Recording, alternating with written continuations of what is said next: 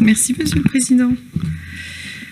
Oui, j'entends bien Monsieur Henry, effectivement, et il y a plein de points sur lesquels je le rejoins.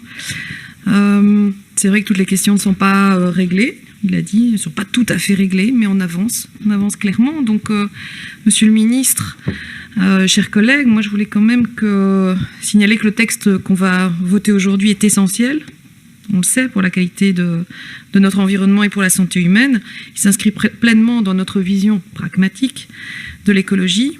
Il concilie protection de la santé humaine et préservation de l'environnement, des droits fondamentaux inscrits dans l'article 23 de notre Constitution, utile de le rappeler. Pour réussir la transition écologique, chaque décision compte. Je me dois de saluer le travail du ministre Carlo Di Antonio et celui de notre Assemblée parlementaire pour aboutir à ce texte que moi je considère ambitieux et concret, parce qu'enfin on avance. Ambitieux car ce projet de décret s'attaque frontalement à la problématique de la qualité de l'air en Wallonie. Il vise à atteindre l'objectif européen, on l'a dit, de diminution de 59% des émissions d'oxyde d'azote pour la Belgique entre 2005 et 2030, de même que celui de réduction de 52% des incidences des polluants sur la santé d'ici 2030, et à se rapprocher à terme des lignes directrices de l'OMS. Si ce texte est bien adopté par notre Assemblée en ce jour, et surtout s'il est bien appliqué, il doit permettre une diminution de 67% des émissions d'oxyde d'azote au sein de la part du transport, ce qui permettra à la Wallonie d'être en bonne position, ce qui serait rare, pour répondre à l'objectif européen d'une diminution globale de 59% d'ici 2030, même si évidemment d'autres actions devront encore être menées en parallèle. Enfin, quand je parle de Wallonie, c'est la Belgique qui doit effectivement avancer. Concret, ce texte prévoit 4 grandes mesures pour atteindre cet objectif ambitieux. On l'a dit, mais je préfère quand même encore le souligner. L'interdiction progressive de la circulation des véhicules les plus polluants sur tout le territoire wallon, les fameux vieux diesels qui fument noir, qu'on déteste suivre sur nos routes, parce que maintenant nous sommes enfin conscients des dangers qu'ils représentent. La mise en place de zones basse émission, le contrôle, la maintenance et l'optimisation des performances environnementales des véhicules, et enfin la réduction des pollutions inutiles causées par les véhicules en stationnement dont le moteur n'est pas arrêté. Combien de fois voyons-nous ces gens qui parfois laissent le moteur très longtemps tourner, mais là aussi, les camions devraient être concernés. Pour réussir la transition écologique, il convient d'assurer cet équilibre fragile entre ambition et concrétisation, entre idéalisme et réalisme. Cet équilibre essentiel semble bien respecté dans ce décret. C'est un pas, en tout cas. Je soulignerai quelques conséquences très intéressantes de ce document. Il envoie un signal fort et sans ambiguïté destiné à faire évoluer les comportements de l'ensemble de la population, donc comportement en tant que citoyen responsable et solidaire. Il répond ainsi à une urgence, l'urgence d'établir des lignes plus claires pour les citoyens et le secteur automobile, un projet commun dont nous manquons parfois cruellement, en particulier lorsqu'il s'agit de répondre aux défis environnementaux et climatiques. Il vise le diesel et l'essence. Et je me permets d'insister fortement sur ce point. Tous les véhicules inférieurs à la norme Euro 4 sont concernés, qu'ils soient diesel ou essence. La différence est que l'interdiction touchant les véhicules diesel va jusqu'à la norme 6. À l'horizon 2030, cette mesure vise à encourager le développement de nouvelles technologies en matière de moteur pour une mobilité humaine plus respectueuse de l'environnement.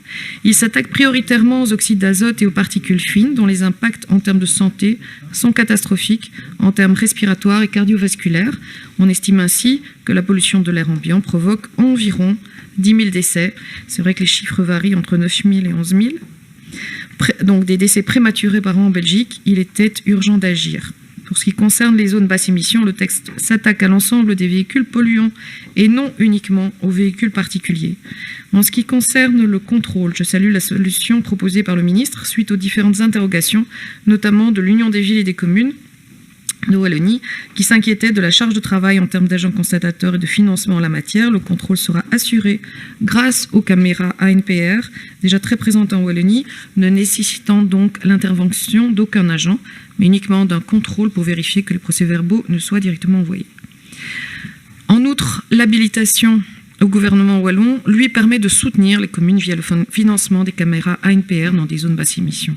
Enfin, une des mesures prévues dans ce projet de décret pourrait paraître modeste, mais ne l'est pourtant pas. Il s'agit de l'interdiction de maintenir le moteur en fonctionnement, quel que soit le type de véhicule, lorsque ce dernier est à l'arrêt. Ce geste simple doit rentrer dans les mentalités, en particulier, par exemple, aux abords des écoles, afin de protéger la santé des plus jeunes. Le gouvernement wallon et ce Parlement mesurent de plus en plus l'enjeu fondamental du défi environnemental dans leurs actions et dans leurs interventions. Nous n'avons pas le choix.